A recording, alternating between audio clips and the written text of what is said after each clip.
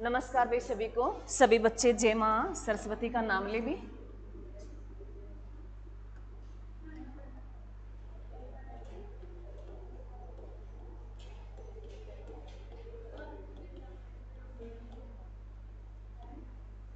हम क्या पढ़ रहे हैं मेरे बच्चों?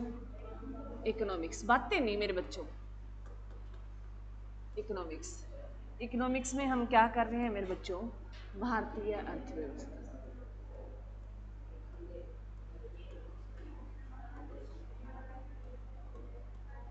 अरे लड़कियों में बातें बहुत और ये भी आवाज आ रही है। सुन लो मेरे बच्चों, आज हम इकोनॉमिक्स को कंप्लीट में टारगेट लेके आई हूँ, भी कंप्लीट कर लें। तुम जितना ध्यान से सुनोगे तुम्हारा ही फायदा है। अभी तक हमने जो किया, कल तो हमने बेरोजगारी पढ़ी शायद, है ना? बेरोजगारी पढ़ी थी।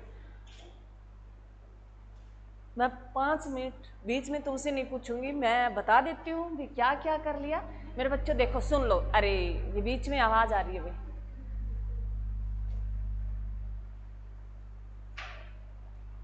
इकोनॉमिक्स एक विषय होता है। इकोनॉमिक्स क्या होता है? एक सब्जेक्ट होता है। सब्जेक्ट हमें इतना ही बताता है भी कोई समस्या आ जाए। सब्जेक्ट इकोनॉमिक्स में हम क्या पढ़ते हैं मेरे बच्चों? थ्योरी पढ़ते हैं।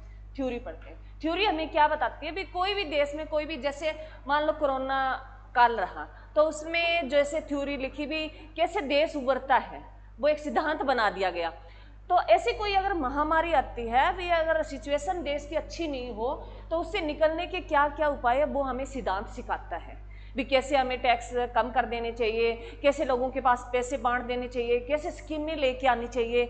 तो ये हमें जानकारी कौन देता है? थ्योरी देती है। कौन देती है? थ्योरी देती है। ये हो सकता है भी आज से पहले जैसे विश्व युद्ध हुआ था तो उस टाइम कंडीशन अलग अलग थी। उस टाइम की थ्योरियां हैं, जैसे केन्स की है भी। केन्स ने बताया, जैसे इकोनॉमिक्स में होता है मेरे बच्चों, केन्स नाम का एक अर्थशास्त्री था, उन्होंने बताया भी सिचुएशन से कैसे निकला जाता है। उसके बाद जैसे हमें जो आपके एग्जाम के ओरिएंटेड इकोनॉमिक्स तुम्हें इतना ही पूछेगा भी इकोनॉमिक्स शब्द सबसे पहले देने वाला चाणक्य था। चाणक्य जिसे कौटिल्य भी बोलते हैं और जिसका वास्तविक नाम मेरे बच्चों विष्णु गुप्त है। और ये शब्द है, इन्होंने एग्जाम में 2 तरीके से पूछता है। एक तो कई बार पूछ लेता है भी इकोनॉमिक्स शब्द किसने दिया, एक कई बार पूछ लेता है भी इकोनॉमिक्स पुस्तक किसने लिखी। तो इकोनॉमिक्स पुस्तक या शब्द है, दोनों ही किसने लिखे थे? चाणक्य ने लिखे थे। किसने लिखे थे? चाणक्य ने लिखे थे। और उन्होंने उस टाइम इकोनॉमिक्स की पुस्तक लिखी, उस टाइम उन्होंने बताया भी राजनीतिक, इसका मीनिंग निकलता है राजनीतिक। क्यों बताया? जैसे चाणक्य जो मेरे बच्चों घनानंद वंश था, हम हिस्ट्री में पढ़ेंगे तब मैं तुम्हें हिस्ट्री पढ़ाऊंगी, तब इस चीज को जोड़ दूंगी। वहां मैं बताऊंगी भी अभी ये चाणक्य आया है, घनानंद नंद वंश का अंतिम राजा होगा घनानंद, जो अपने साम्राज्य की देखभाल सही नहीं कर रहा था। तो चाणक्य जो नालंदा विश्वविद्यालय में पहले पढ़ता था, फिर बाद में पढ़ाना शुरू कर दिया था, तो वो घनानंद के पास जाता है और कहता है भी घनानंद तू कुछ अगर तेरे को बोल विलास से, अगर तेरे को इनसे फुर्सत मिल गई है तो एक बार एक समाज में भी देख ले, जनता को देख ले। अगर मोदी सरकार की जनता की बात नहीं सुनते, जनता को ध्यान नहीं रखते, तो जनता सरकार है गिरा देती है मेरे बच्चों। तो ये होता है कोई भी हो, जैसे सरपंच है, सरपंच अगर हमारी छोटी मोटी बातें गांव में होती है, ध्यान नहीं दे रहा, तो आगे वाला अगली पीढ़ी सरपंच वो नहीं आएगा। तो ये बात हम नोट करते हैं। तो ये कोई भी हो, चाहे राज्य हो, प्रधानमंत्री हो, चाहे सरपंच हो, जो भी हो, अगर मैनेजमेंट मुकेश सर अगर ध्यान नहीं देता तो क्या हो जाएंगे? बच्चे चले जाएंगे। तो यही होता है हर चीज में। तो चाणक्य ने कहा धनानंद को भी अगर तेरे को टाइम मिल गया हो तो जनता की तरफ ध्यान दे ले। धनानंद उस टाइम इतने बोल विलास में डूबा हुआ था, उसको कुछ भी नहीं, वो ये साधता है तेरे कब्जे में है, अब कहाँ जाएंगे। तो भाई जनता बदल गई। तो घनानंद ने चाणक्य की बेइज्जती कर दी और उसे कहा भी गेट आउट, भी बाहर निकल जा तू। तो चाणक्य ने कहते कसम खाई थी। तो चाणक्य की फोटो आपने देखी होगी, कहते उसकी चोटी में उन्होंने गांठ बांध ली थी, भी गांठ जब तक नहीं खोलूंगा तब तक मैं बदला, इस अपमान का बदला ना ले लूं। तो कहते हैं चाणक्य जाता है नालंदा विश्वविद्यालय में, वहां जो है किसको तैयार करता है? वो चंद्रगुप्त मौर्य को। किसको तैयार करता है? चंद्रगुप्त मौर्य को तैयार करता है। और वो छोटा सा था, बच्चा था, उसको उन्होंने मतलब ट्रेंड करना शुरू कर दिया भी एक समाज को कैसे देखना चाहिए, मतलब उसको लड़ना, सब चीजें सिखाई उसको। छोटी सी उम्र में 12 साल में चाणक्य है जो चंद्रगुप्त मौर्य है, किसके साथ लड़ता है? घनानंद के साथ लड़ता है और घनानंद को पराजित कर देता है, और जो चंद्रगुप्त मौर्य जीत जाता है और मौर्य वंश की स्थापना हो जाती है। उसके बाद जो है शासन जो चलाता है, चंद्रगुप्त मौर्य को शासन चलाने के लिए जो पुस्तक देता है, इकोनॉमिक्स पुस्तक देता है, कौन देता है? चाणक्य। ये पुस्तक लिखा, उसमें सारा कुछ बताया हुआ था भी एक साम्राज्य को चलाने के लिए क्या क्या व्यवस्था करनी चाहिए, जनता का कैसे ध्यान रखना चाहिए। तो उस टाइम पूछ लेता है भी चाणक्य ने जब इकोनॉमिक्स शब्द दिया था, उस टाइम इकोनॉमिक्स का मीनिंग है क्या था? उस टाइम मेरे बच्चों इकोनॉमिक्स का मीनिंग था राजनीति। उसमें सारी चीजें बताई हुई थी भी एक साम्राज्य जो कैसे चलाना है। अब हम अलग अलग पढ़ते हैं, इकोनॉमिक्स अलग पढ़ते हैं, पॉलिटी अलग पढ़ते हैं। अब इकोनॉमिक्स हमें क्या दिखाता है? आज के इकोनॉमिक्स में मीनिंग इतना ही है मेरे बच्चों, वो हमें क्या बताता है भी एक जो है, हाँ, अर्थव्यवस्था को कैसे चलाना है। क्लियर है? वहां क्या बता रही है? पूरे साम्राज्य को चलाना, जिसमें पॉलिटिकल भी बातें आती है। तो उस टाइम उसका मीनिंग क्या था? राजनीति से था। बस इतना ही पूछेगा भी चाणक्य ने जब पुस्तक लिखी, उस पुस्तक का मीनिंग क्या था? इकोनॉमिक्स से राजनीति से था। क्लियर है? उसके बाद हमने भारतीय अर्थव्यवस्था का जिक्र किया है। तो हमने पढ़ा मेरे बच्चों, जो इकोनॉमिक्स होता है अर्थशास्त्र होता है, अर्थव्यवस्था और अर्थशास्त्र अलग अलग होता है, इकोनॉमिक्स और इकोनॉमी। इकोनॉमिक्स जो है एक विषय है और अर्थव्यवस्था है एक अलग अलग देश की अलग अलग होती है। जैसे भारत की अलग है, नेपाल की अलग है, श्रीलंका की अलग है, पाकिस्तान की अलग है। जैसे पाकिस्तान की अब अर्थव्यवस्था कैसे चौपट हो रही है, वो काम नहीं कर रही, ध्यान नहीं दे रही। तो मतलब अलग अलग देश की अर्थव्यवस्थाएं अलग अलग होती है, जबकि इकोनॉमिक्स सभी देशों के लिए समान है। ये नहीं है भी हमारे यहाँ इकोनॉमिक्स बोलते हैं तो यूएसए में कुछ अलग बोलते हैं, वही इकोनॉमिक्स भी होता है। क्लियर है? उसके बाद जो हमने शुरू किया, ये तो मैंने डिफरेंस बताया था। उसके बाद मैंने वृद्धि और ग्रोथ का बताया। उसके बाद हमने राष्ट्रीय आय की। उसके बाद हमने आर्थिक नियोजन किया। आर्थिक नियोजन में हमने जो योजना आयोग किया, मोस्ट इंपॉर्टेंट है मेरे बच्चों योजना आयोग है। और उसके साथ ही हमने पंचवर्षीय जो 12 5 ईयर प्लान था वो सारे कंप्लीट कर लिए थे। उसके साथ हमने नीति आयोग किया और उसके बाद जो है हमने गरीबी की, जो पॉवर्टी की, उसके कल हमने बेरोजगारी कर ली और उसके बीच में हमने और क्या कर लिया भाई मेरे बच्चों? हाँ, मौद्रिक नीति कर ली, बैंक कर लिए। तो आज हमारा टॉपिक रहेगा वो क्या रहेगा मेरे बच्चों? टैक्स रहेगा। क्या रहेगा? मेरे को बजट करवाना था, बजट में नेक्स्ट 3rd क्लास आएगी तब तुम्हें बड़ा बड़ा बता दूंगी, परंतु बजट कराने का फायदा नहीं है। अब तुम्हें मैं डाटा लिखा दूं, बस इतना बता दूंगी बजट भाई कौन पेश करता है, वो सारी कहानी लिखा दूंगी। बजट इसलिए मैं ये तुम्हें नहीं बता रही, ये ना पॉलिटी करवाऊंगी ना, वहां बजट का जिक्र आएगा तो मैं फिर रिपीट करूंगी। तो मैंने सोचा मैं वहां करवा दूंगी तुम्हें बजट, पॉलिटी में बजट आएगा, क्योंकि बजट है जब पॉलिटी के जो ये अधिनियम चार्ट आएंगे तब उसमें बजट का जिक्र आएगा। भी जेम्स विलियम्स जो था उन्होंने पहली बार बजट दिया था, तो उस टाइम मैं आपके सारे बजट के संबंधी लिखा दूंगी। तो आज हम बजट का जिक्र नहीं करेंगे, नेक्स्ट क्लास में देखती हूँ मैं भी कृषि वाला अब कितना चलता है, हम कितना कर पाते हैं, बीच में बातें नहीं हुई तो देखते हैं। तो अब मेरे बच्चों फिलहाल हम जो करेंगे वो टैक्स करेंगे। क्या करेंगे? टैक्स, जिसमें आज जीएसटी है, टैक्स सारा कंप्लीट कर लेंगे। टैक्स जो है मेरे बच्चों क्या होता है? कर। क्या होता है? कर। ऐसा कोई बच्चा है जिसने टैक्स नाम ना सुना? सभी ने सुन रखा। टैक्स कई प्रकार के होते हैं बच्चों। टैक्स, आयकर टैक्स होता है, साधनों पे टैक्स लगते हैं, संपत्ति पे टैक्स लगता है। तो ये कई प्रकार के होते हैं। टैक्स क्या होता है? ये एक अनिवार्य कर है। टैक्स क्या है? एक अनिवार्य कर है जो कौन लगाती है? सरकार लगाती है मेरे बच्चों। टैक्स को कौन लगाती है? तुम्हें इसमें इतनी बात ध्यान रखनी है भी टैक्स क्या है? एक अनिवार्य कर है। टैक्स एक अनिवार्य कर है जो कौन लगाती है मेरे बच्चों? सरकार लगाती है।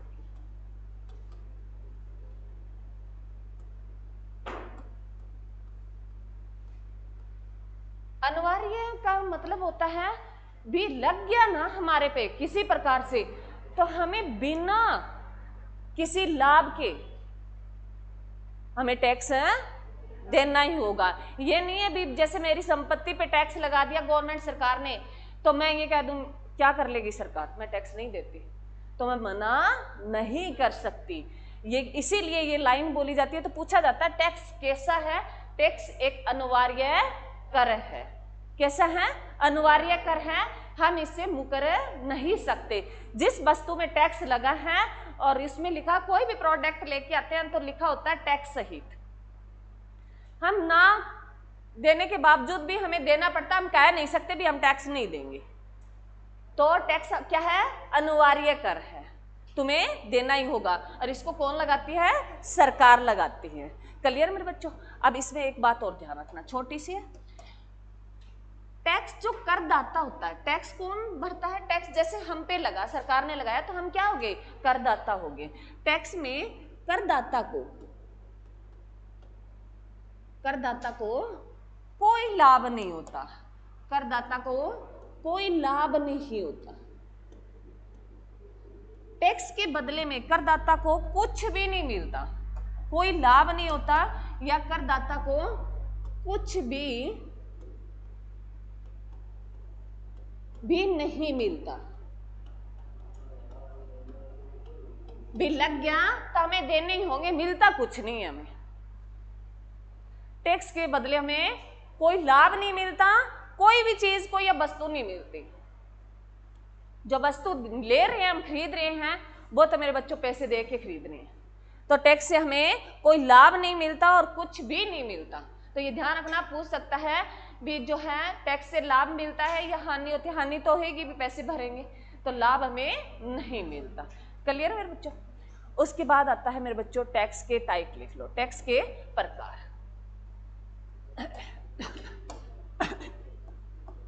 टैक्स के प्रकार,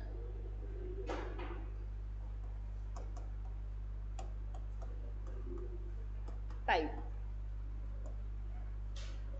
दो प्रकार के टैक्स होते हैं मेरे बच्चों। टैक्स दो प्रकार के होते हैं।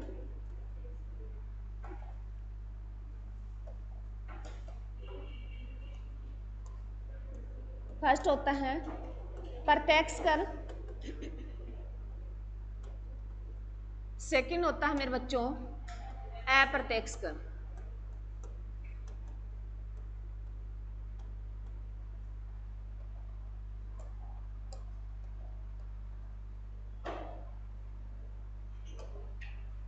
जिनको बोलते हैं मेरे बच्चों प्रत्यक्ष कर, डायरेक्ट टैक्स, डायरेक्ट है टैक्स, और इसको अप्रत्यक्ष को बोलते हैं इनडायरेक्ट टैक्स।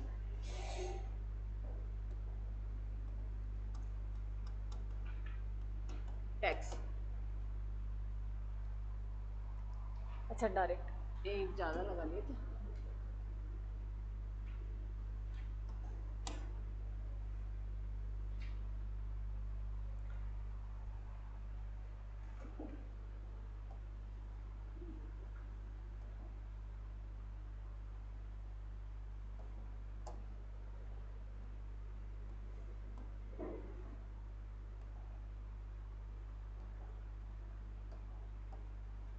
अच्छा बन रहा, यही देख रही थी इनको ना,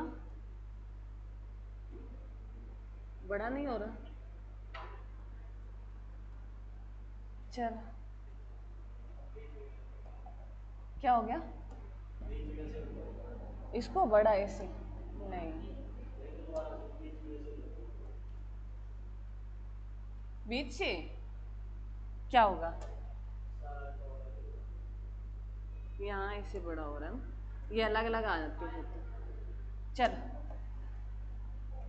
अरे अब ये और हो गया बीच में, ये कर ले। चल कोई बात नहीं, ये बाद में फ्री होके सीखेंगे ये चीजें। तो मेरे बच्चों टैक्स कितने प्रकार के होते हैं? दो प्रकार के होते हैं। कौन से? प्रत्यक्ष कर और अप्रत्यक्ष कर। अब लिखते हैं, चलो लिखो, प्रत्यक्ष कर लिख लेते हैं। प्रत्यक्ष कर,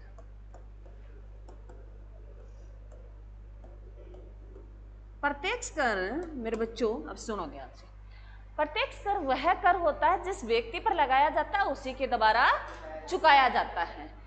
प्रत्यक्ष कर वह कर है जिस व्यक्ति पर लगाया गया उसी के द्वारा चुकाया गया। जैसे इनकम टैक्स है, ये नहीं भी इनकम टैक्स लगा मेरे पे और चुकाया आपने, तो इनकम टैक्स ऐसा टैक्स है जो कैसा है, प्रत्यक्ष कर है। लिखाएंगे कौन कौन से प्रत्यक्ष है, पहले मैंने एग्जांपल दिया है। तो इनकम टैक्स कैसा है, प्रत्यक्ष कर है। क्या है ये, जिस व्यक्ति पर लगाया जाए उसी व्यक्ति के द्वारा चुकाया जाता है। लिख लो, प्रत्यक्ष कर वह कर है जिस व्यक्ति पर यह कर लगाया जाता है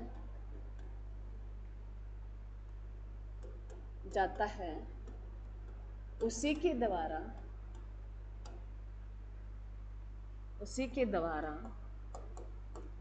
उसे चुकाया जाता है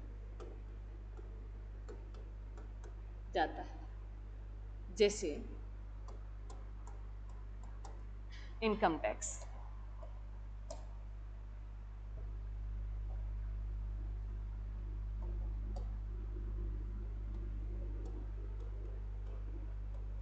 इनकम टैक्स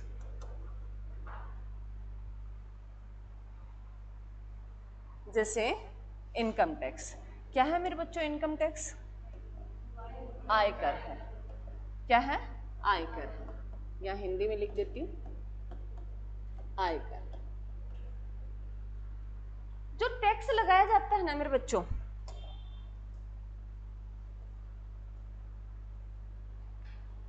टैक्स लगाया जाता है तो एक आधार माना जाता है। क्या माना जाता है, आधार माना जाता है। किसी चीज को आधार मान के टैक्स लगाया जाता है, आधार माना जाता है। तो जैसे ये, तो ध्यान रखना, टैक्स लगाया जाता है तो क्या माना जाता है, आधार माना जाता है। अब इससे हम आयकर से कर लेंगे ये कंप्लीट।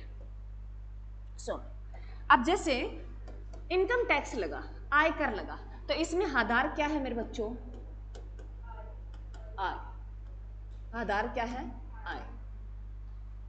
इनकम टैक्स में आधार क्या है, आय।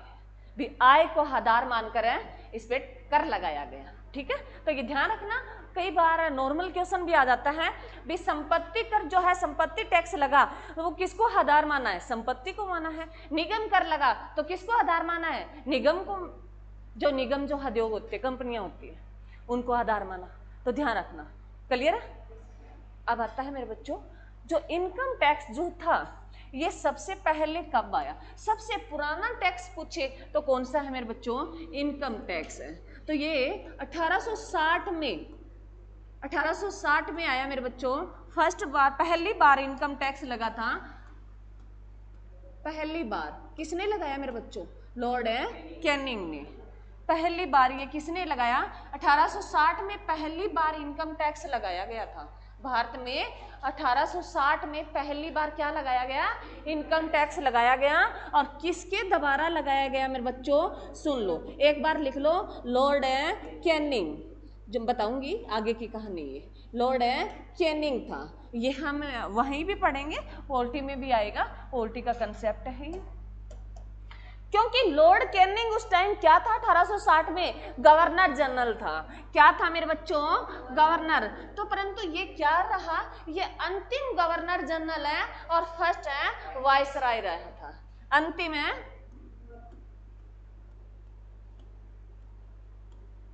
गवर्नर है, जनरल था मेरे बच्चों, और क्या था, फर्स्ट वाइसराय। फर्स्ट है वाइसराय, कौन मेरे बच्चों, लॉर्ड कैनिंग। अंतिम भारत का अंतिम गवर्नर जनरल ब्रिटिश।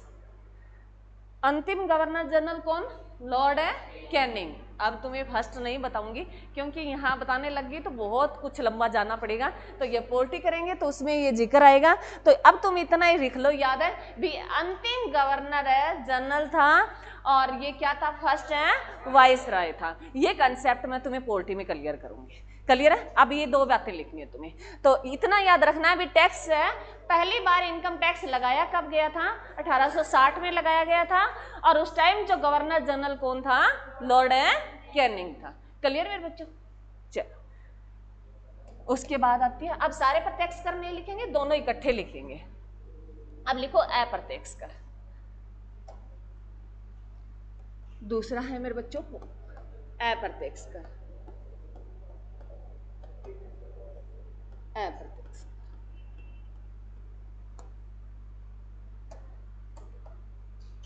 पहले सुन लो, अप्रत्यक्ष कर क्या है? प्रत्यक्ष का उल्टा है ये। प्रत्यक्ष का क्या है? विपरीत है। प्रत्यक्ष कर क्या था? भी जिस व्यक्ति पर लगाया जाए उसी के दोबारा चुकाया जाए। इसमें है भी जिस व्यक्ति पर लगाया जाता है उसी के दोबारा ना चुकाकर अन्य व्यक्ति दोबारा चुकाया जाता है, उसे क्या कहते हैं? अप्रत्यक्ष कर है। जैसे बिस्किट की फैक्ट्री थी, उस पर टैक्स लगाया गया, उसके मालिक पे टैक्स लगाया गया, और उसने क्या किया? चुका तो उसने दिया, मतलब इकट्ठा, परंतु वो बांट किस में दिया? हर बिस्किट के पैकेट पे लिख दिया भी ये टैक्स सहित है। पैसे वास्तव में किसने भरे? इकट्ठे तो भर दिए होंगे उन्होंने, इस पे लगाया गया, तो वास्तव में किसने दिए? हम लोगों ने दिए। जिसने बिस्किट का पैकेट खाया उसने दिया टैक्स। तो अप्रत्यक्ष कर कैसा है? भी जिस पर लगाया जाए उसी के दोबारा ना चुकाकर अन्य व्यक्ति के दोबारा चुकाया जाता है, उसे क्या कहते हैं मेरे बच्चों? अप्रत्यक्ष कर कहते हैं। क्लियर? अरे क्लियर? लिख लो, पहले ये लाइन लिख लो ताकि याद रहे। अप्रत्यक्ष कर वह कर है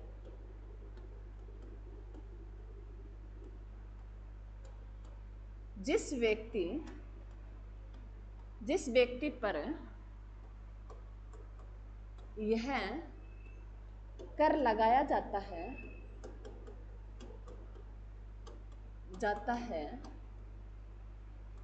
उसके दोबारा ना चुकाकर अन्य व्यक्ति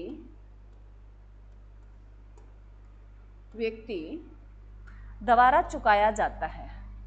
अन्य व्यक्ति द्वारा चुकाया जाता है।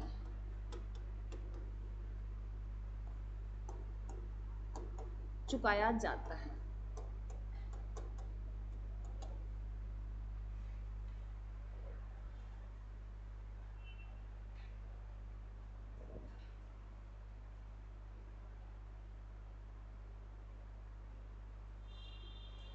जैसे मेरे बच्चों उत्पाद बिक्री कर क्या आ जाएगा? इसमें आ जाएगा, जैसे में लिख लो, जैसे उत्पाद बिक्री कर।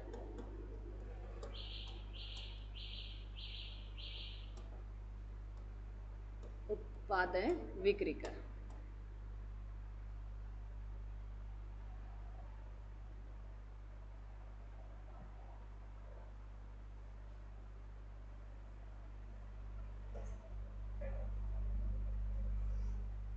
कर लिया मेरे बच्चों?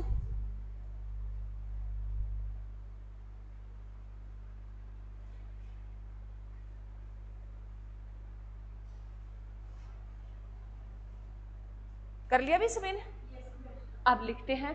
यहां तक किसी बच्चे को कोई दिक्कत है?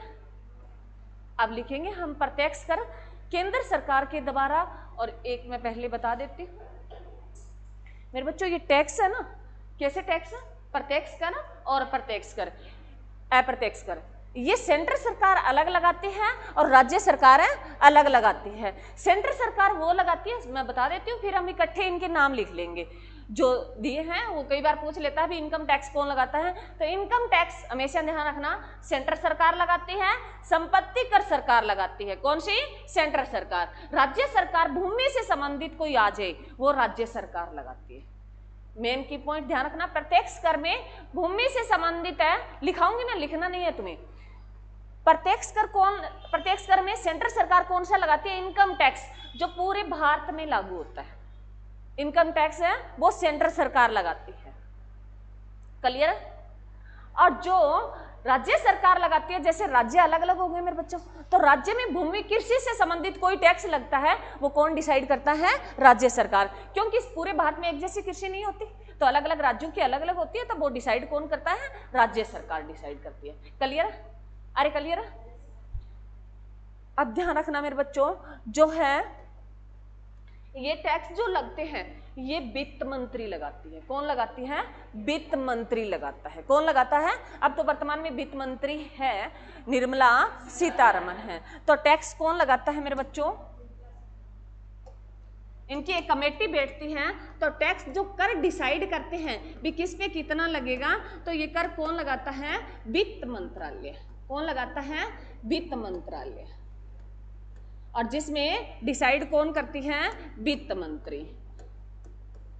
वित्त मंत्री। और आपने ध्यान से सुना होगा मेरे बच्चों भी जब बजट पेश होता है, अब बजट का जिक्र आ गया परंतु मैं बताऊंगी नहीं तुम्हें। बजट जो है, जब बजट तुम्हें पता है हर साल जो पेश होता है, कब होता है बजट पेश? रह के भी नहीं कर पाती। बजट जो है मेरे बच्चों पहले होता था 1 मार्च को होता था, अब क्या होता है 1 फरवरी को पेश किया जाता है। 1 फरवरी को बजट पेश किया जाता है, क्योंकि नया सेशन शुरू हो जाता है 1 अप्रैल से। वित्तीय वर्ष शुरू हो जाता है कब है? 1 अप्रैल से। उससे पहले जब 1 मार्च को पेश किया जाता था तो उस पर बहस चलती है। सुनो मैं तुम्हें बता ही देती हूँ, थोड़ी बातें तो बता दूं, थोड़ी आगे कर लेंगे। बजट पेश किया जाता है, जैसे मेरे बच्चों आपने सुना होगा बजट आया है अलग अलग, जैसे सेंट्रल सरकार का अलग आता है, राज्य अलग अलग बजट पेश करते हैं। तो पहले ये बजट पेश किया जाता था वो 1 मार्च को किया जाता था। 1 मार्च से 31 मार्च तक उस पर पूरी बहस चलती थी। लोकसभा, राज्यसभा, ये जो है राज्यसभा, उसमें बहस चलती थी। क्यों चलती थी? क्योंकि उनमें टैक्स वगैरह डिसाइड कर दिए जाते थे, भाई इतना टैक्स है, इस पे इतना लगेगा, इस पे इतना लगेगा, यहाँ से ये इनकम आएगी, इसको इतना दिया है। तो वो बहस होती थी ये कम ज़्यादा क्यों हो गया। फिर उस 1 अप्रैल से नया सेशन शुरू हो जाता है, उसके बाद कोई चेंज नहीं किया जाता। तो 1 महीना कम पड़ गया उस बहस के लिए। तो ये क्या कहा भी इतने में तो मान लो कुछ समझने वाले समझ ही नहीं सकते, तो उन्होंने कहा हम 1 फरवरी को बजट दे देते हैं ताकि तुम्हें बहस करने के लिए क्या मिल जाए? 2 महीने मिल जाए, ताकि हम उसको तसल्ली से आइडिया लगा पाए। क्योंकि मेरे बच्चों देखो, वो हर दिन हम कोई काम करते हैं तो हम जैसे आटा गूंद देते हैं तो हमें आइडिया हो जाता है ना इतना का काम चल जाएगा। तो डेली जैसे ऐसे काम करते हैं तो उनको आइडिया हो जाता है भी इतना समथिंग होगा, ऐसे नहीं मापे नहीं जाते कोई चीजें। तो हमें क्या लगा लेते हैं? आइडिया लगा लेते हैं। तो उन्होंने वित्त मंत्री अपने आइडियाज देती है, उसके साथ बहुत सारे लोग होते हैं, कमेटी बैठती है, वो डिसाइड करती है किस पे कितना लगाया जाए और कितने तक इसमें छूट की जाए। लगाने के बाद वो एक बजट दे देती है, और बजट देने के बाद जो लोकसभा में क्या हो जाती है मेरे बच्चों? बहस चलती है, इस पे हर दिन बातें होती है। तो ये 2 महीने के लिए। तो बजट जो पेश अब किया जाता है वो कब किया जाता है? 1 फरवरी को। आज मैं तुम्हें बजट नहीं पढ़ाऊंगी, पहले बजट किसने, बस सिर्फ इतना है भी कौन ये टैक्स वगैरह डिसाइड करता है? वित्त मंत्रालय करता है। वित्त मंत्रालय में कई कमेटी बैठती है, वित्त मंत्री अंतिम सिग्नेचर करती है उस पर। किसके? वित्त मंत्री के। क्लियर है मेरे बच्चों? अब लिखो मेरे बच्चों, प्रत्यक्ष कर, इसमें 2 पार्ट करेंगे हम। एक राज्य सरकार द्वारा लगाए जाते हैं और एक जो है केंद्र सरकार द्वारा। केंद्र सरकार द्वारा और राज्य सरकार द्वारा।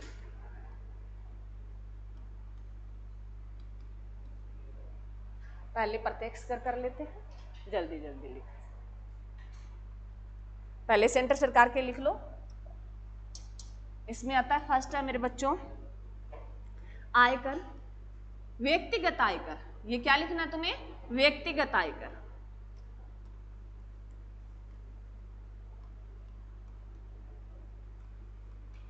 आयकर। उसके बाद दूसरा है मेरे बच्चों निगम कर। लिख लो एक बार, सारे समझा दूंगी, लिख लो। निगम कर, बीच में नहीं बोलना है, सारे लिखते जाओ, कॉपी कर लो एक बार।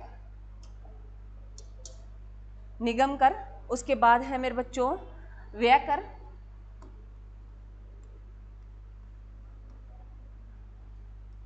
उसके बाद है संपत्ति कर।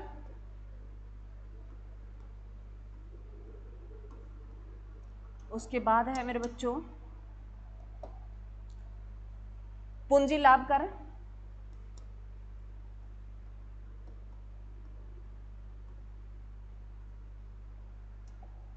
उसके बाद है मेरे बच्चों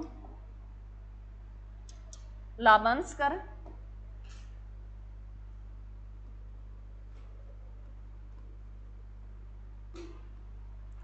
उसके बाद है ब्याज कर,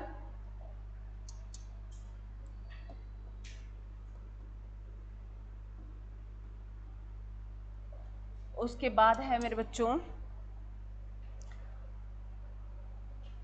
सही है, बस इतना ही है, इसमें साथ ही लिखने हैं तुम्हें। चलो लिख लिए सारे, देख लो। उसके बाद राज्य सरकार पर, राज्य सरकार के लिखो। होटल प्राप्तियों पर कर, पहला लिखो होटल है प्राप्तियों पर कर। दूसरा पॉइंट है मेरे बच्चों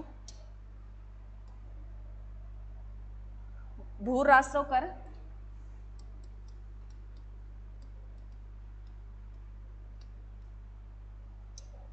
तीसरा है कृषि आय कर।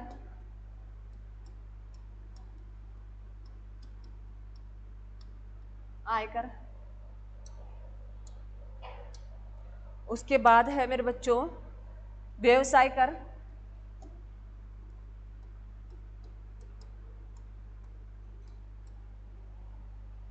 उसके बाद है गैर शहरी अचल संपत्तियों पर कर। गैर शहरी अचल संपत्तियों पर कर।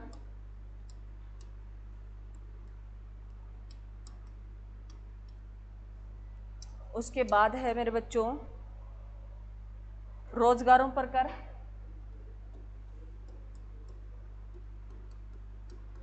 रोजगारों पर कर। उसके बाद है पथ कर, जो राह कर होता पथ कर।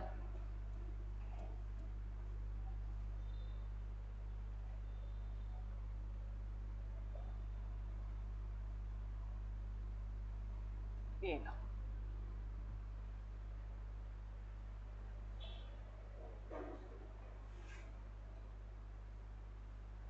लिख लिया? अब सुनिए ध्यान से, अब लिखना नहीं है तुम्हें, सुनना है। बस तुमसे ये पूछेगा भी केंद्र सरकार कौन कौन से कर लगाती है, कौन से नहीं है, तो तुम्हें ये रट्टाफिकेशन वाली है, परंतु समझ होनी चाहिए भी कौन सा क्या है, वो मैं बता देती हूँ। इसमें है मेरे बच्चों जैसे पहले आयकर, ये पैसे पे लगता है, इनकम पे लगती है। इनकम अलग अलग डिसाइड होती है इनकी, जैसे भी जो है 3 से 5 लाख तक इतना लगेगा, 5 से 12 तक इतना लगेगा, 12 से 15 तक इतना लगेगा। तो ये इनकी अलग अलग स्लेब होती हैं, वो तुमसे नहीं पूछेगा। तुम्हारे एग्जाम में इतना ही आएगा भी जो आयकर है वो कौन सी सरकार लगाती है, केंद्र सरकार लगाती है। तो इनकम टैक्स जो पैसे पे लगता है, संपत्ति पर जो पैसा, संपत्ति अलग है मेरे बच्चों। जो है इनकम आ रही है, हमारी आमदनी है, हमारा 1 साल की हमारी इनकम है, उस पे लगता है, मंथली हो सकती है। और जो संपत्ति है वो अलग है। संपत्ति मेरे बच्चों जो हमारे पास इकट्ठा धन है, हमारी पूंजी है संपत्ति। संपत्ति और है आय अलग अलग चीजें होती है। क्लियर है? तो इस पे ये टैक्स निगम कर होता है मेरे बच्चों, कंपनियों पर जो टैक्स लगता है, बड़े बड़े उद्योगों पर जो लगाया जाता है। क्लियर है? उसके बाद व्यय कर, व्यय कर भी लगता है। व्यय कर होता है मेरे बच्चों एक्सपेंडिचर। मान लो कोई वस्तु, जैसे हम कोई भी उद्योग लगा रहे हैं तो उससे पहले हमें टैक्स देना पड़ता है, तो उसके लिए हम व्यय करते हैं। व्यय टैक्स जैसे उपहार कर आगे आएंगे, उपहार कर भी होते हैं, बड़े बड़े जो ये उपहार दिए जाते हैं तो उन पे सरकार टैक्स लगाती है। तो व्यय कर जो है एक्सपेंडिचर पर भी कर लगाती है, कौन?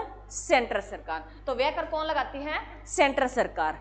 क्लियर है? उसके बाद पूंजी लाभ कर। पूंजी लाभ कर का जैसे मतलब कोई भी व्यय किया मेरे बच्चों तो उसकी एक कंडीशन रखी होती है भी आपने 1 करोड़ तक ही व्यय करना है, 1 करोड़ तक ही आप इन्वेस्टमेंट कर सकते हो किसी चीज का। 1 करोड़ से अगर आप अधिक कर रहे हो तो उस पर सरकार को चार्जिंग देनी होगी। क्या देनी होगी? चार्जिंग देनी होगी। यही इसका उल्टा हो गया। अब पूंजी है, अब जैसे 1 करोड़ की संपत्ति हमने कोई व्यय कर दिया, अरे हमने क्यों करते हैं, जैसे मान लो आपने, हम कोई फैक्ट्री लगा रहे हैं, हम कोई फैक्ट्री लगा रहे हैं जैसे हमारा, तो उसमें अलग अलग चार्जिंग लगती है। जैसे मेरे बच्चों, तो सरकार क्या लेगी? हमारे टैक्स लेती है। हम प्रदूषण भी तो कर रहे हैं ना, तो वो क्या होता है? व्यय कर होता है। वो उस कंपनी का क्या होता है? व्यय कर होता है।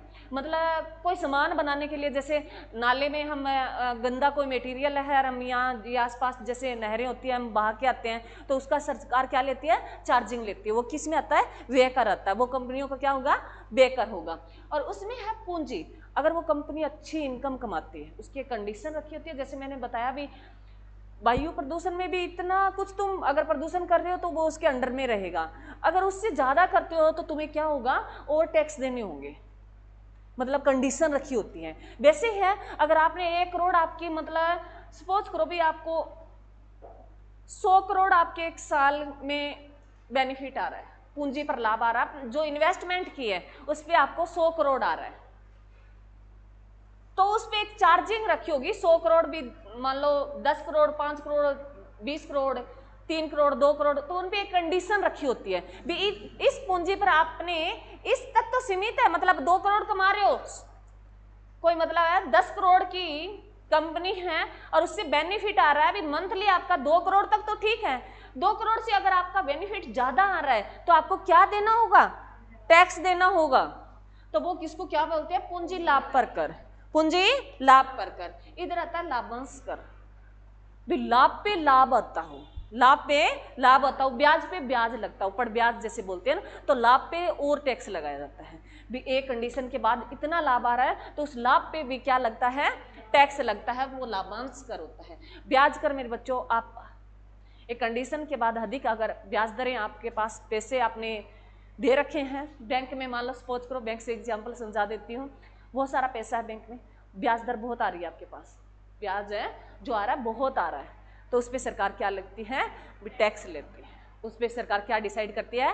टैक्स डिसाइड करती है। तो ये था सेंट्रल सरकार कौन कौन से कर लगाती है, तुम्हें इतना ही ध्यान रखना है भी इनमें सेंट्रल सरकारें कौन कौन से लगाती हैं। राज्य सरकार का तुम एक बात याद रख लेना मेरे, तो राज्य सरकार में होता है भू राजस्व, भूमि से संबंधित कोई भी टैक्स हो सकता है, कृषि से संबंधित दे दे, भूमि से संबंधित दे दे, तो वो टैक्स कौन लगाएगी? राज्य सरकार। इसमें है, जैसे मैंने पहले लिखा है, होटल प्राप्तियां, जैसे होटल बने हुए हैं, अलग अलग राज्यों के अलग अलग होटल है,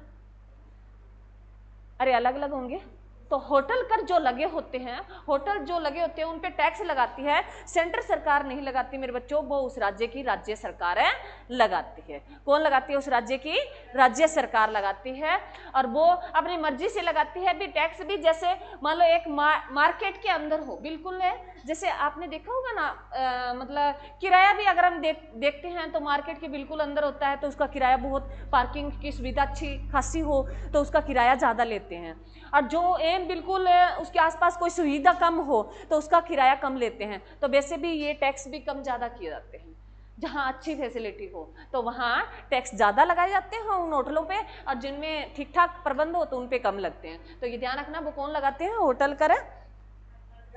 तो इतना ध्यान रख लेना भी सेंट्रल सरकार में कहाँ कहाँ किस किस का क्या पता चलेगा, किस किस राज्य में क्या फैसिलिटी है। क्लियर?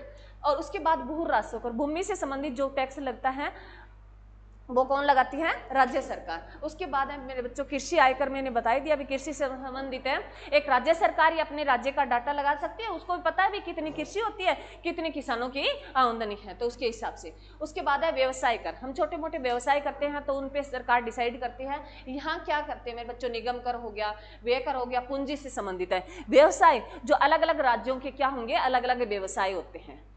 क्लियर? अरे जम्मू कश्मीर वाले, हम जितना पशु अगर ऐसे संपत्ति रखते हैं, अपना व्यवसाय लगाते हैं, डेयरी वगैरह लगाते हैं, वो कहाँ लगाते हैं?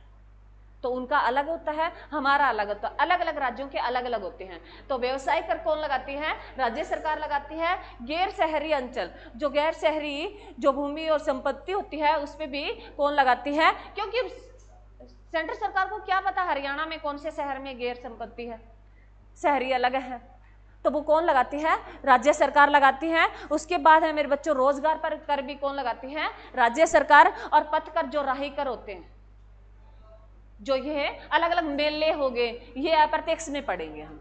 मेले हो गए, मेले में पंचायत सरकार लेती है। अगर हम कोई मेला लगा हुआ है गांव में, तो गांव में जैसे कोई, अरे सुन लो, मैं ऐसे ही बोल रही हूँ,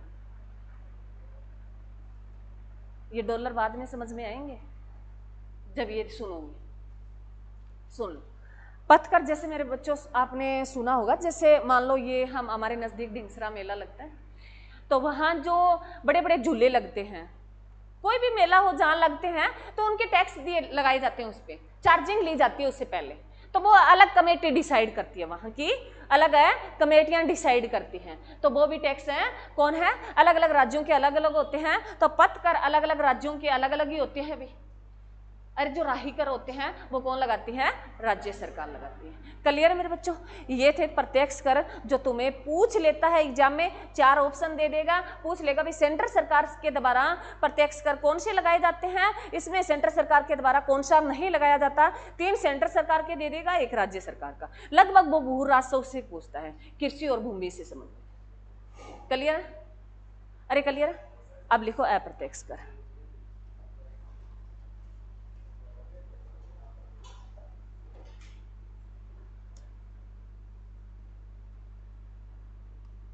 अप्रत्यक्ष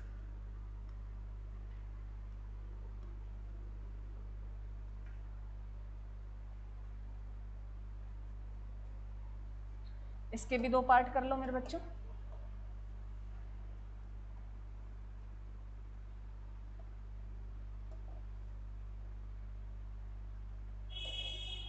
लिख लो, केंद्र सरकार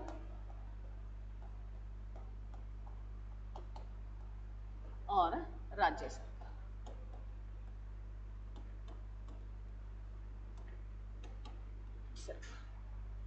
पहले लिखो केंद्र सरकार मेरे बच्चों। केंद्र सरकार लगाती है मेरे बच्चों सीमा शुल्क। सीमा शुल्क। उसके बाद दूसरा है मेरे बच्चों केंद्रीय उत्पाद कर। केंद्रीय उत्पाद कर। उसके बाद तीसरा है मेरे बच्चों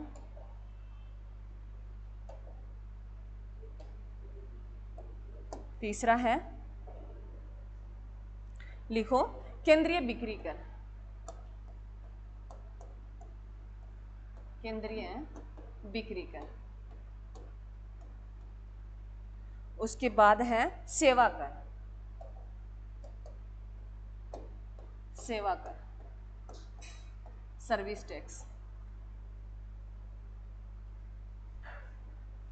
हाँ जी, ये जो टैक्स रहा था ये 1994 से मेरे बच्चों, ये 1994 और 95 के बीच में लगा था। एक बार लिख लो सारे, फिर मैं बाद में बता दूंगी। उसके बाद राज्य सरकार लगाती है मेरे बच्चों। राज्य सरकार लगाती है बिक्री कर, व्यापार कर। पहला है बिक्री कर, व्यापार कर, एक ही बोलते हैं इनको। उसके बाद है दूसरा है स्टंप। जो स्टाम्प होती है मेरे बच्चों, एक बार लिख लो मैं बता दूंगी। एवं है पूंजीयन कर। शुल्क लिख लो, शुल्क लिख लो या टैक्स लिख लो, एक ही बात, चलो करिए। उसके बाद है राज्य उत्पाद कर।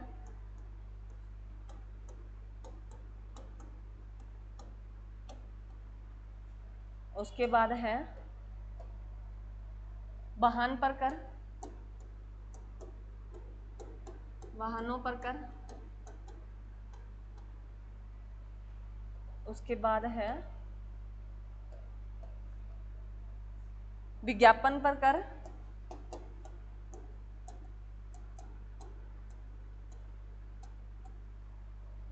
उसके बाद है मेरे बच्चों शिक्षा पर उपकर, शिक्षा उपकरण, उसके बाद है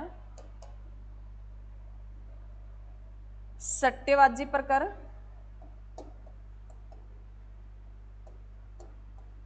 सट्टेबाजी पर कर,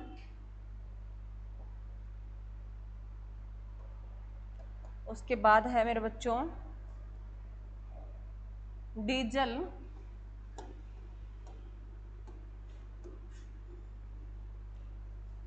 पेट्रोल पर कर,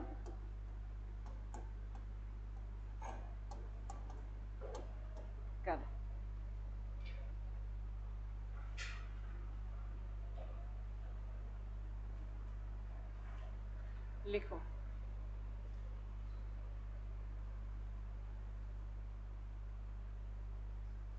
लिख लो सारे, करूं क्या आगे पीछे?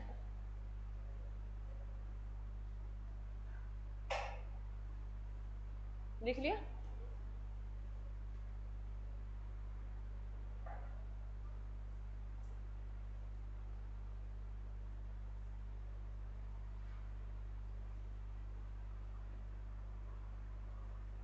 चलो भी लिख लिया सारा।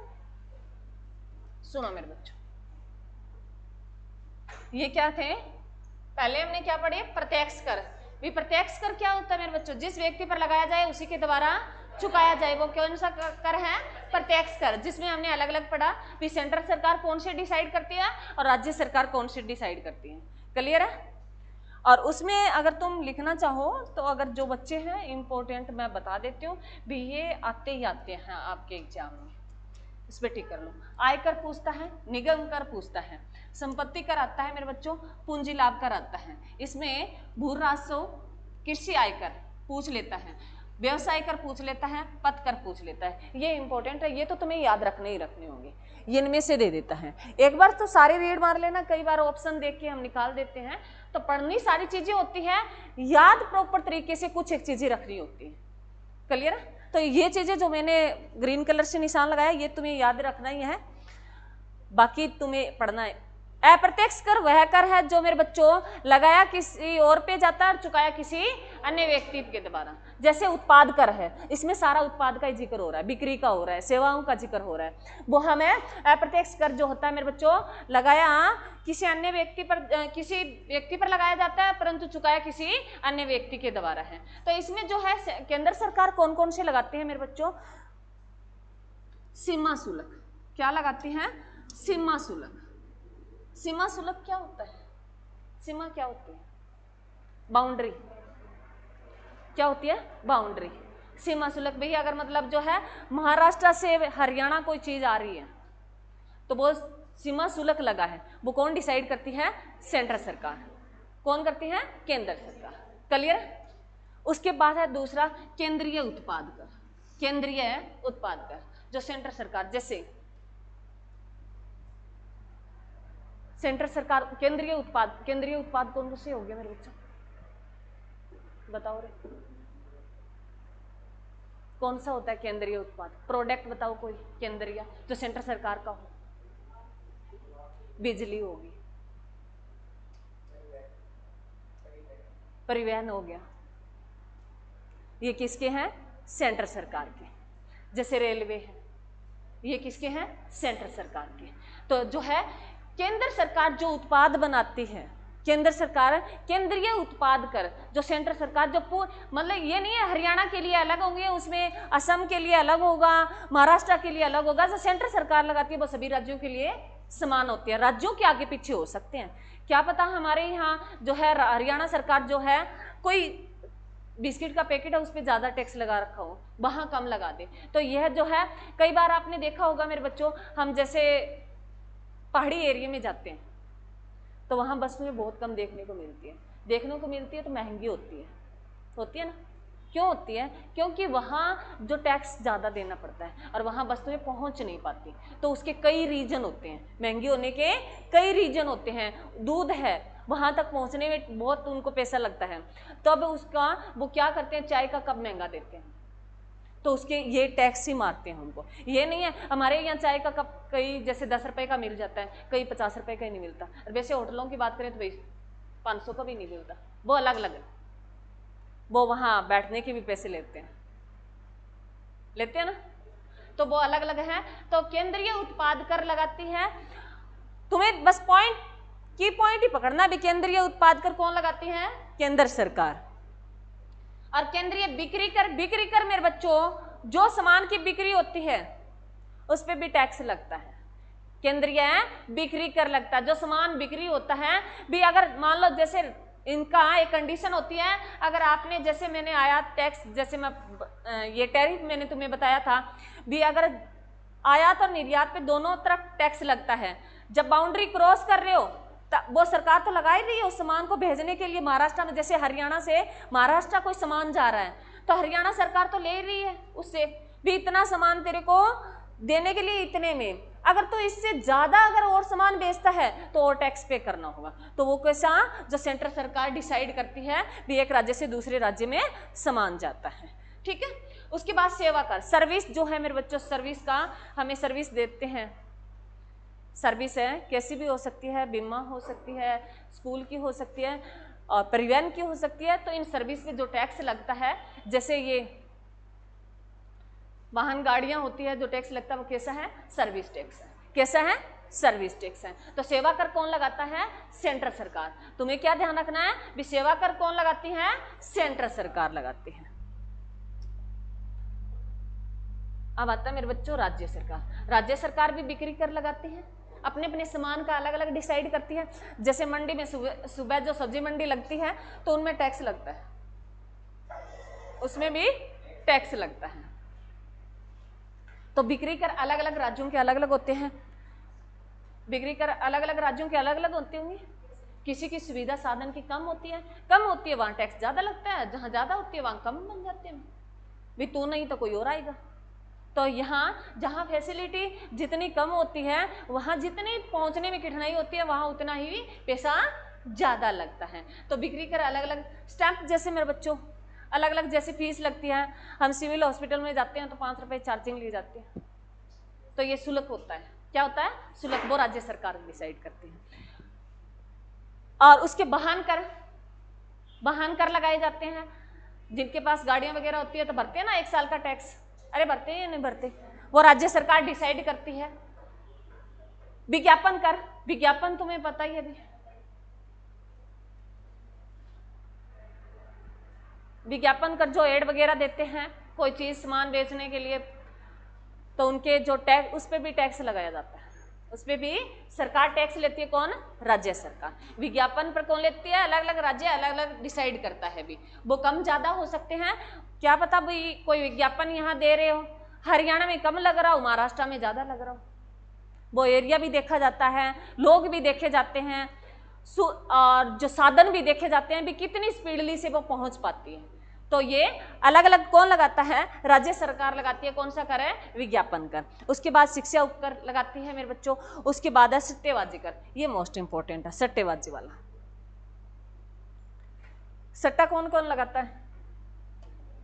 कोई नहीं लगाता मैडम। कौन कौन लगाता है रे सट्टा? लगाता है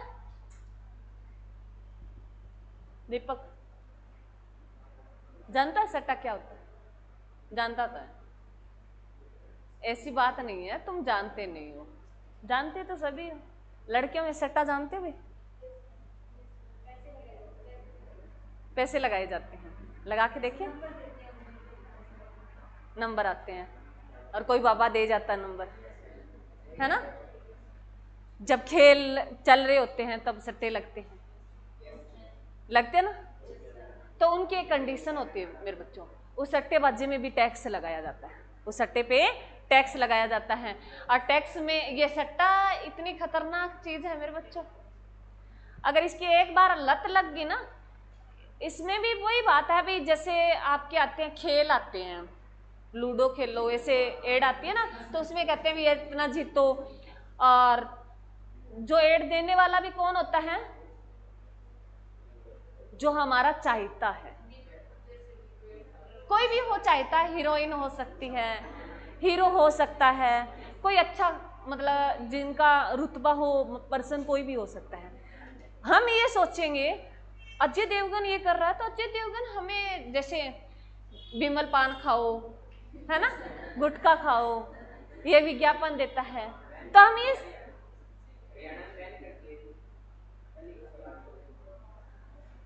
ये जो है मेरे बच्चों, हम क्यों करते हैं, अरे माधुरी दीक्षित अगर ये शैम्पू बेच रही है तो कोई खास बात है।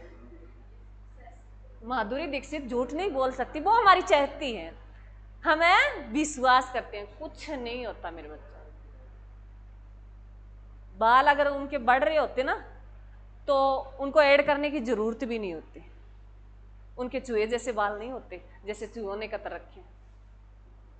तो मेरे बच्चों ये जो है बहकावा होता है, कुछ भी तुम्हें कहे, कितना भी चहता क्यों ना हो, घर वाले भी एक बार तुम्हें तुरंत कह देना भी ये चीज है, नहीं करनी चाहिए। और ये गेम तो तुम कभी भी, लड़कों को खास कर कह रही हूँ, लड़कियां भी वैसे कम नहीं है, परंतु कई चीजें मैं लड़कियों की तरफ इशारा करती हूँ, लड़के बहुत खेलते हैं भी गेम। अब बैन किया गया ऑस्ट्रेलिया में तो 16 साल 18 साल तक तो फोन ही बंद कर दिया। और तुम्हारे हैं कई बच्चों को मैं देखती हूँ बहुत खेलते रहते हैं, मैं नोट भी करती हूँ, कई बार बस में जाते हैं तो ये कहते हैं आज मेरे इतने बन गए। तो ये मेरे बच्चों खतरनाक हो सकते हैं, ये लत इतनी खतरनाक होती है, तुम्हें अपाहिज बना देती है। तुम्हें क्या बना देती है, अपाहिज बना देती है। तुम अपनी इतना सुनहरा जीवन खो देते हो उसे एक लत के कारण। कुछ नहीं है, अरे इसमें कितना का बनेगा, उसके साथ सोचो तुम्हारा स्वास्थ्य गया, तुम्हें ध्यान ही नहीं है तुम्हारे आसपास कौन बैठा है। गेम ऐसी चीज है जिस तुम्हें पता नहीं चलता तुम्हारे पास से कौन गुजर गया। तुम्हारा हेल्थ इश्यू, तुम्हारी आंखें चली जाएगी, तुम्हारी आंखें चली जाएगी तो दुनिया चली जाएगी। किस लिए आए हो तुम, एंजॉय करने आए हो, वो बाकी अलग बात है, तुम अब नौकरी के लिए तड़प रहे हो, बाकी कोई बड़ी बात नहीं है। ये लाइफ बहुत अच्छी है, इसको खुल के जीना चाहिए। और जो है ये फोन वगैरह तुम बहुत कम, इससे अच्छा तुम मूवी देख लिया करो। मैं मूवी के लिए कभी मना नहीं करती, तुम्हारा मन आ रहा भी मेरे का पढ़ने का मन नहीं करता, मूवी देख लो, अच्छी कोई भी देख लो, दिन में एक तो देख लिया करो। अब तुम्हारा टाइम है, तुम्हारे पास इतना टाइम है, जैसे जैसे तुम बड़े होते जाओगे तुम्हारे पास टाइम लिमिट हो जाएगा, तब मूवी देखने का टाइम नहीं मिलेगा। अब हमें नहीं मिलता, अब तो हम छोटी छोटी रील देख के काम चला लेते हैं भी उसमें क्या हो रहा है। ठीक है, तो ऐसे ध्यान रखना मेरे बच्चों। और डीजल और पेट्रोल पे, क्योंकि मेरे बच्चों वो बता दी मैंने तुम्हें, ये सारी कहानी बता दी भी डीजल और जो है महंगे और सस्ते क्यों मिलते हैं, तो परिवहन की लागत देखी जाती है। तो उनमें ये डिसाइड कौन करती है, राज्य सरकारें डिसाइड करती है भी कितना कहाँ इजिली पहुंच जाता है और कितना कठिनाइयाँ होती है। तो कठिनाइयों के तौर पे मुश्किल से पहुंचता है तो वहाँ क्या होते हैं, चार्जिंग ज़्यादा होते हैं और नहीं तो कम होते हैं। क्लियर मेरे बच्चों, अरे क्लियर। तो ये 2-4 बार पढ़ोगे तो तुम्हें याद रह जाएंगे, परंतु पढ़ने तुम्हें ही पड़ेंगे। क्लियर। इसमें सर तो आए हुए हैं परंतु मैं 5 मिनट और लूंगी।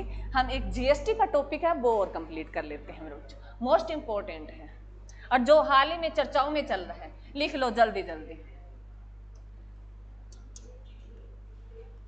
जीएसटी मेरे बच्चों,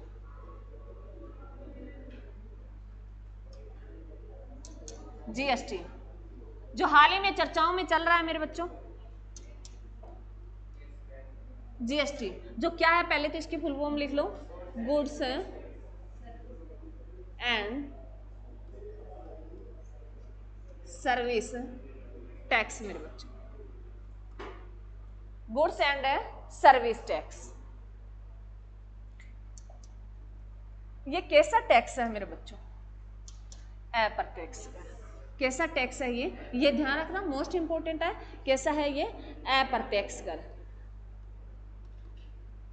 अप्रत्यक्ष इनडायरेक्ट टैक्स। कैसा कर है ये, अप्रत्यक्ष कर।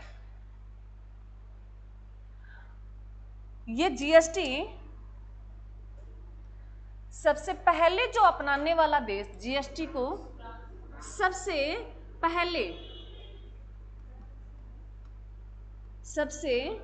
पहले अपनाने वाला देश, सबसे पहले जिस देश ने अपनाया मेरे बच्चों वो कौन सा था, फ्रांस था।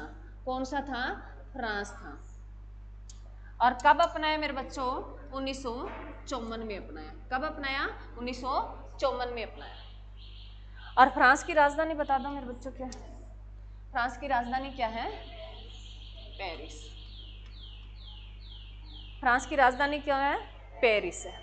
और जो है हरियाणा का पेरिस किसको बोला जाता है? करनाल को। और 2024 के ओलंपिक कहाँ हुए थे? फ्रांस की राजधानी पेरिस में। और जो चंडीगढ़ का डिजाइन किसने तैयार किया था? ले कार्बुलियस। ले कार्बुलियस कहाँ का रहने वाला था? फ्रांस का रहने वाला था। क्लियर मेरे बच्चों? अरे क्लियर है? चलो उसके बाद है मेरे बच्चों भी जीएसटी हमने जो अपनाया है, भारत अपनाने वाला जीएसटी को अपनाने वाला 160वां राज्य 160वां देश बन गया। भारत जीएसटी को अपनाने वाला 160वां देश बन गया।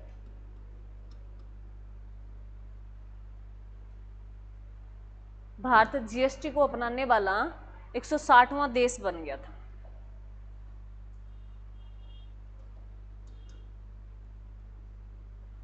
भारत में जीएसटी मेरे बच्चों, भारत में जीएसटी जो कंसेप्ट था, जीएसटी भारत में जीएसटी का जो मॉडल लिया गया भी, मतलब हमें देश में किस किस तरीके से किस किस पे कितना डिसाइड करना है, एक मॉडल लिया जाता है। जैसे मैं सिद्धांत पढ़ाती हूँ भी किस तरीके से लगाया जाए, कितना लगाया जाए। तो हमने जो मॉडल फॉलो किया था वो कनाडा देश का किया था। किस देश का मॉडल है फॉलो किया था? कनाडा का किया था। किस देश का?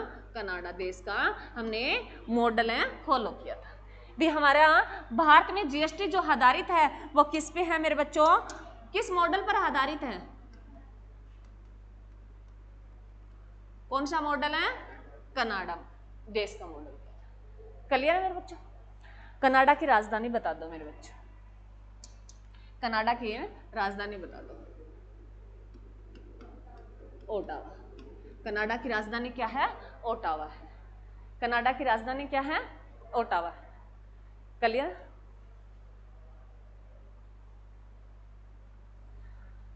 अब जो मेरे बच्चों भारत में जीएसटी आ गई थी, वो आ गई थी 6 मई। भारत में जीएसटी जो आई थी, पूरा नहीं करना तुम्हें, ये शॉर्ट शॉर्ट बातें लिखनी हैं। जीएसटी जो आई थी मेरे बच्चों, ये 6 मई 2016 में लोकसभा में पेश की गई और 8 मई 16 में राज्यसभा में, और कितना सितंबर है रे? 16 सितंबर है या 16 सितंबर 2016 को हमारे राष्ट्रपति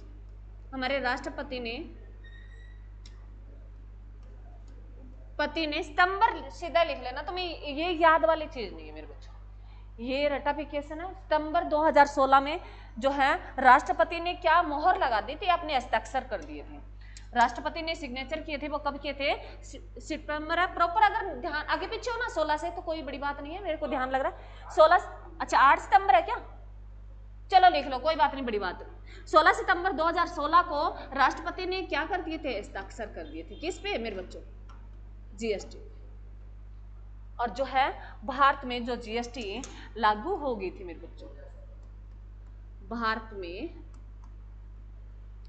जीएसटी शुरू की गई, वो कब हो गई थी? 1 जुलाई 2017। कब की गई थी? 1 जुलाई 2017 को। तो हम पूछता है जीएसटी डे कब मनाते हैं? 1 जुलाई को। 1 जुलाई को कौन सा डे मनाते हैं मेरे बच्चों? जीएसटी दिवस। जीएसटी दिवस में। और ये पूछे मेरे बच्चों, जीएसटी लिखो। जीएसटी है, ये पूछता है भी कौन सा हमारे भारत में आया तो कौन सा संविधान संशोधन हुआ था और इसका आर्टिकल में कौन से आर्टिकल में वर्णन है। तो इसका अगर प्रतिच्छेद पूछे तो आर्टिकल में अगर वर्णन करें इसका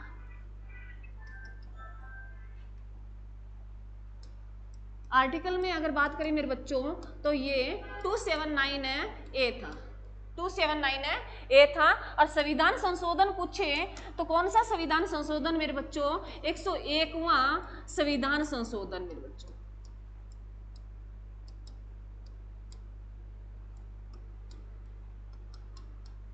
101वां संविधान संशोधन के तहत है इसे पारित कर दिया गया था। कौन सा? 101वां संविधान संशोधन था। और वैसे पूछे मेरे बच्चों ये विधेयक कौन सा था? 122वां था। कौन सा था मेरे बच्चों? 122वां विधेयक था। परंतु पारित होने वाला कौन सा था मेरे बच्चों? ये 101वां था। अब सुनो क्या है विधेयक? क्या? हाँ 122 से लिखा होगा। हाँ 122 लिखा। अब सुनो मेरे बच्चों जो विधेयक जो है 130 के आसपास आ गया, 130 आ गया ना, इसमें पारित हुए हैं। पारित जो हुआ था, होने वाला पारित होता है भी, उस पर मोहर लग जाए, राष्ट्रपति की फाइनल मार्केट में आ जाए। कोई भी चीज हम लेके आ रहे हैं वो क्या की मतलब लागू हो जाए, देश में लागू हो जाए, उसको कहते हैं संविधान संशोधन। और जो पारित ना हो, लोकसभा और राज्यसभा में पेश करने के बाद उस पर राष्ट्रपति के अंतिम सिग्नेचर ना हो और जो वो वैसे रह जाए, वो होते हैं विधेयक। तो विधेयक 122वां है, मतलब टोटल 122 आज के, उसमें 101 पारित हो गया। 101वां पारित होने वाला कौन सा था? जीएसटी से संबंधित था। क्लियर है? ये मैं आपको जो है पोलिटी पढ़ेंगे तब और भी अच्छी तरीके से कर लेंगे। क्लियर है मेरे बच्चों? तो इसमें जो मेरे बच्चों सबसे पहले जीएसटी को जो अपनाने वाला कौन सा राज्य था, ये पूछता है। भारत में सबसे पहले जीएसटी को, भारत में फर्स्ट राज्य जीएसटी को अपनाने वाला कौन सा था? रहा है मेरे बच्चों, असम था। कौन था? असम था। सबसे पहले अपनाने वाला जीएसटी को कौन था? असम था। और जो अंतिम पूछे, अंतिम भारत में अंतिम राज्य जीएसटी को अपनाने वाला कौन था मेरे बच्चों? जम्मू कश्मीर, जम्मू एंड कश्मीर था। अब तो यूटी बन गया, कोई बड़ी बात नहीं है, परंतु यही देगा। अंतिम अपनाने वाला कौन था? जम्मू कश्मीर था। क्लियर मेरे बच्चों? अरे क्लियर है? अब जो है मेरे बच्चों जीएसटी जो है इसको, इसका अध्यक्ष कौन होता है? जीएसटी का अध्यक्ष कौन होता है मेरे बच्चों? वित्त मंत्री होता है। कौन होता है? वित्त मंत्री। और वर्तमान में कौन है जीएसटी के अध्यक्ष? कौन है मेरे बच्चों? निर्मला सीतारमन। रमन लिख देते हैं, कई बार रमन लिख देते हैं।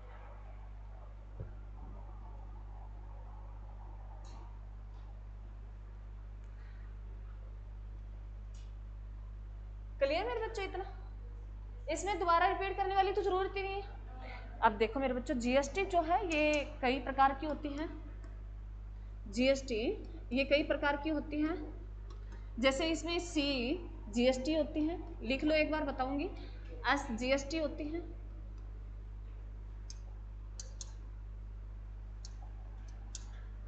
आई जीएसटी होती है। तो जीएसटी की तो फुल फॉर्म तुम्हें पता ही है, good service and good and service tax. आगे जैसे सी से सेंटर हो गया मेरे बच्चों, एस से स्टेट हो गया, आई से इंटीग्रेटेड हो गया। सेंट्रल सरकार जीएसटी अलग से और स्टेट का अलग से, और जो है इंटीग्रेटेड अलग है मेरे बच्चों। जो इंटीग्रेटेड होता है एक राज्य से दूसरे राज्य के बीच में डिसाइड करता है, वो सेंट्रल सरकार ही करती है, वो इंटीग्रेटेड होता है। सेंट्रल सरकार तो पता ही है तुम्हें, सेंट्रल सरकार जैसे प्रत्यक्ष कर लगाती है वैसे जीएसटी डिसाइड करती है। तो राज्य सरकार का स्टेट, इनकी फुल फॉर्म से फुल फॉर्म पूछ लेता है तुमसे। क्या पूछेगा? फुल फॉर्म पूछेगा। तो सी से याद रखना तुम्हें सेंटर, और एस से याद रखना है स्टेट, और आई से याद रखना है इंटीग्रेटेड। मान लो एक राज्य से दूसरे राज्य के बीच में लेन देन होता है, उस पर जीएसटी लगती है, वो डिसाइड कौन करता है? इंटीग्रेटेड बोलते हैं उसे। मतलब एक हरियाणा का जो सामान जा रहा है कहाँ? यूएसए, तो वो इंटीग्रेटेड, सीमाएं पार करके। क्लियर है? ये सीमा के अंदर लग रहा है, जैसे बाहर सरकार लगा रही है तो बाहर सरकार बाहर के अंदर लग रहा है, और उसके बाद जो है स्टेट के अंदर, और उसके बाद इंटीग्रेटेड होता है, एक दूसरे राज्य से हो सकता है या दूसरे देश के साथ हो सकता है। क्लियर मेरे बच्चों? क्लियर? अब लिखो जीएसटी की स्लेब। इसमें तुम्हें याद रखने वाली बात नहीं है, परंतु तुमसे पूछ लेता है। इसमें एक कंसेप्ट और आता है, लिख लो ना, पूछे 3 ही लगभग पूछता है। एक आता है मेरे बच्चों यूजीएसटी, यूजीएसटी,